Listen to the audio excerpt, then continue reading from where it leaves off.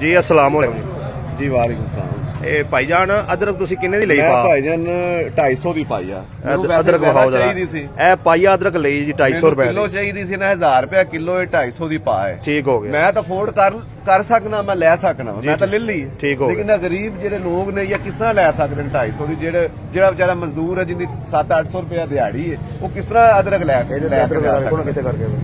वेखो ना अदरक दा रेट वेख लो जी अदरक 625 रुपए वे जी अदरक थाईलैंड 625 रुपए और रेट लिस्ट जेड़ा ओदे ते भी 625 रुपए वे जी। तुहाडा की मौका है जी 625 रुपए रेट लिस्ट है ते तुसी बाबू जी 800 तो लाहौरों की होंदी उत्ते 100 तक चिटा की तोड़ के 30 लाख पहले तुसी भेज दो 50 वालियां नु भी देनी 10 वालियां नु भी देनी ठीक है ਅਸੀਂ 10 ਵਾਲਿਆਂ ਨੂੰ ਵੀ ਦੇਣੀ ਤੁਸੀਂ 10 ਰੁਪਏ ਦਿੰਦੇ ਹੋ ਉਧਰ ਲਈ ਜਾਂਦੇ ਲੋਕ ਮੈਂ ਬਾਹਰ ਲਈ ਜਾਂਦੇ ਨੇ ਲੋਕੀ ਲਈ ਜਾਂਦੇ 20 ਦੀ ਵੀ ਲੈਂਦੇ ਪੈਣੇ 30 ਦੀ ਵੀ ਦੇਣੀ ਪੈਂਦੀ। ਅੱਛਾ ਤੁਸੀਂ ਇਹ ਦੱਸੋ ਵੀ 250 ਰੁਪਏ ਦੀ ਪਾ ਤੁਸੀਂ ਦਿੱਤੀ ਹੈ?